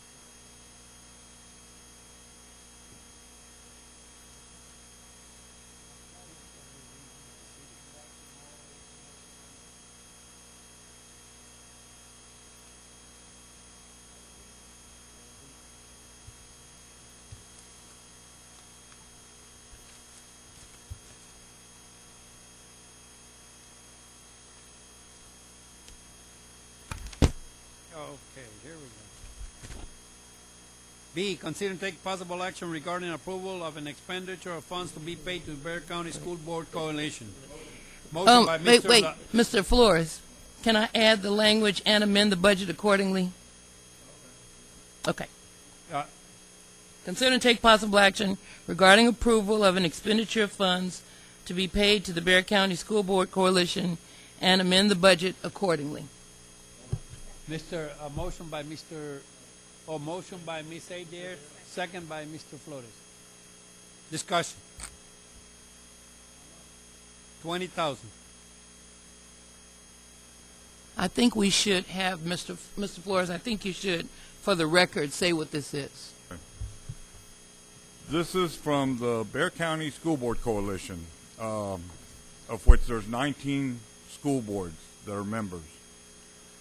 What we've done is, what the coalition is doing is working with the superintendents of all the districts in preparing a campaign to I don't want to say fight against the charter schools, but it would just be, it's a campaign that we're looking at to make the public aware that what the charter schools are doing to our area. Charter schools are attacking the Bexar County. That is where they're coming up with I think over almost $1 million on their campaigns, and you see their ads all the time, saying we're a public school. They're leading on people to say, oh, well, you have a choice with charter schools and everything. But the reality, what we're working on is, many of them don't have special needs students. Many of them don't have all the extracurricular that's offered by the district, and we don't have a choice of which students we take. We have to educate everybody. And I think we do a hell of a job. And that's what this campaign is out to tell the people, that the public school education that our districts provide is par to nobody. Nobody else can match it, And what we're trying to do, and Dr. Mack can speak on it, this is our portion of the campaign right now. Dr. Mack? Oh, yeah. Go to it. Okay, resolution here. Whereas the Judson Independent School Board believes it would be appropriate to approve an expenditure of district funds to assist the Bexar County School Board Coalition in acquiring public relations work to be performed by the DeBerry Group on behalf of the Judson Independent School District and other area public school districts. And whereas the expenditure will pay for media and communication to inform the community of the positive impact that is occurring with students at Judson Independent School District and the other public school districts in Bexar County.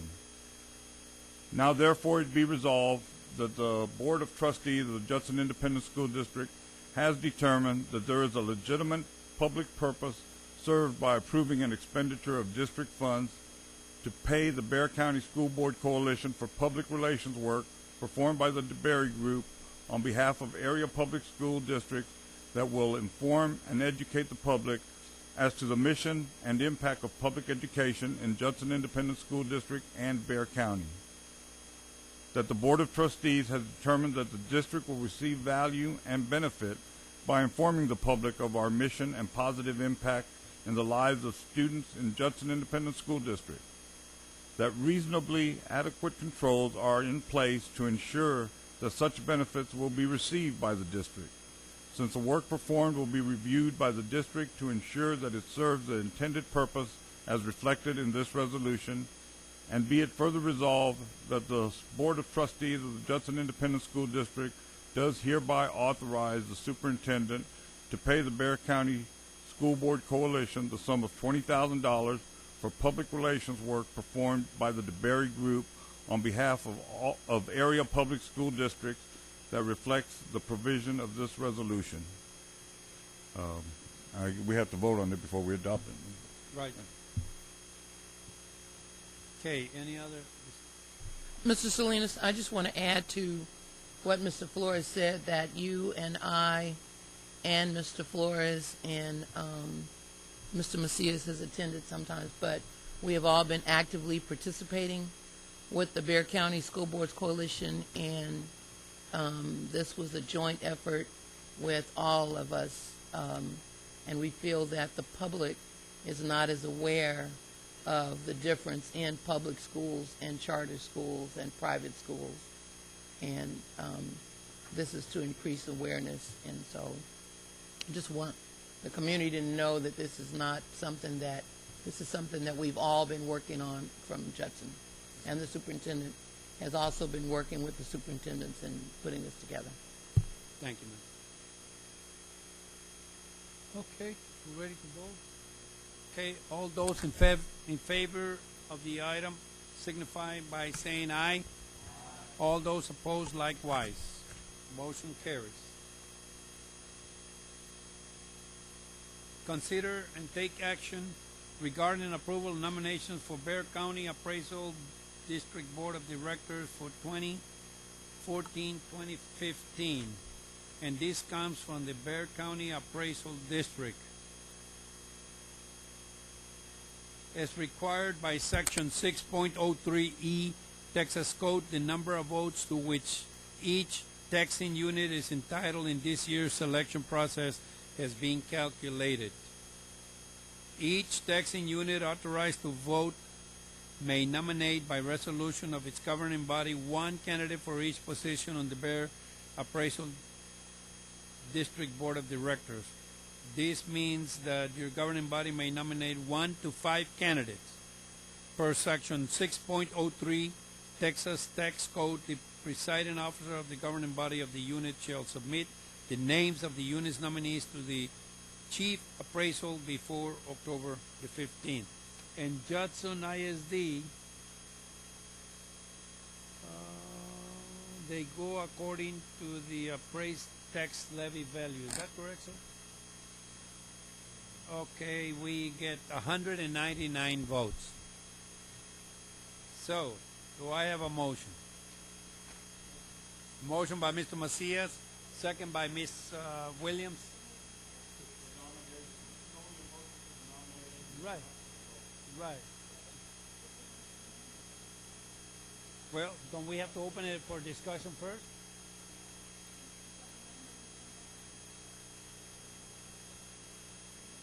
Oh, okay.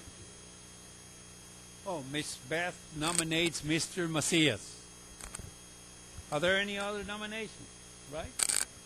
Any other nominations? Okay. Now we can have...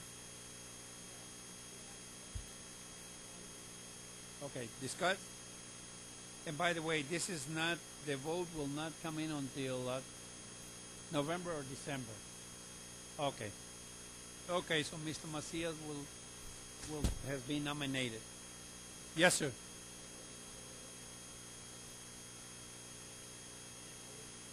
Yes, sir. Go ahead. Just for the community's input, this opportunity to work with the Bexar County Appraisal District Board is really just an opportunity. There's still, as Gilbert mentioned, a process of acquiring the necessary votes to be placed on this board. I've expressed an interest in looking at my viability as a candidate, but just like in any game, it's a numbers game. If I don't have support from other taxing entities to serve in this role, I'll have to reconsider my nomination for this going forward. Obviously, the goal is to have someone with an ISD background as part of the board to kind of represent their interest as well. So we'll see how it goes, and we'll reconvene on this in November probably to see where we are. Okay, thanks.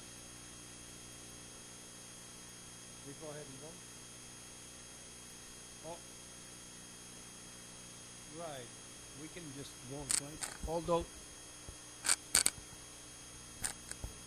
we still have to vote, sir.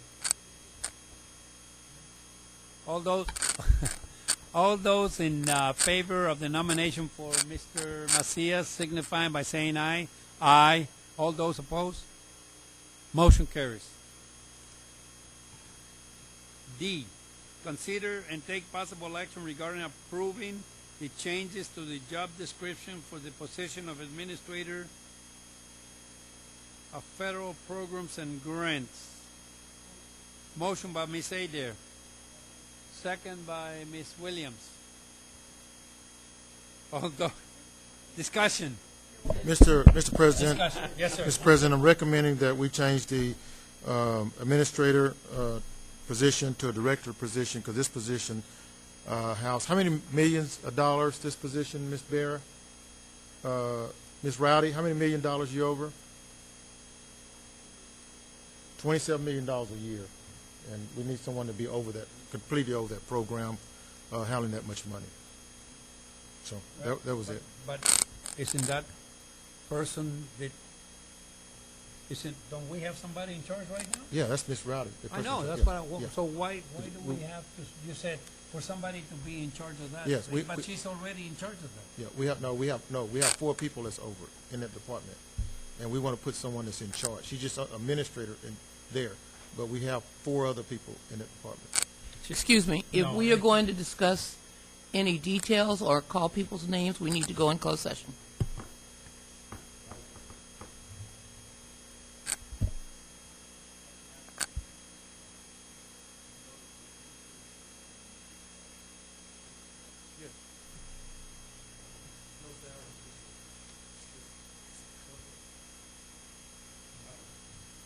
I thought it was going from each 6 to each 7.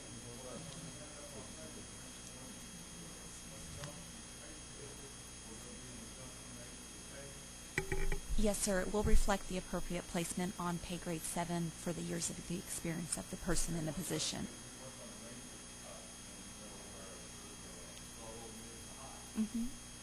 The low of the position is a daily rate of $304.58. The mid is $380.73, and the max is $456.87. No, sir.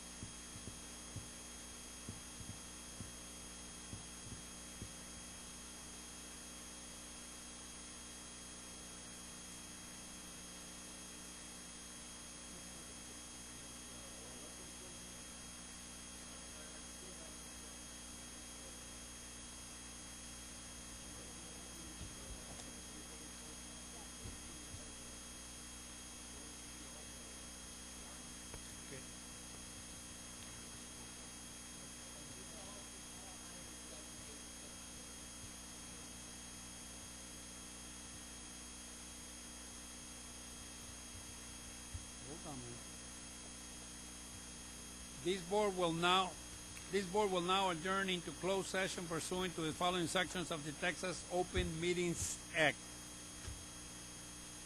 551.074, discussing personnel. Action or vote shall be taken while the board is in closed session. The board shall reconvene the opening meeting after the closed session if necessary, and vote decision will be made in open session prior to adjourning the meeting. It is now, we adjourn now the meeting 8:52. Okay, we are back in open session.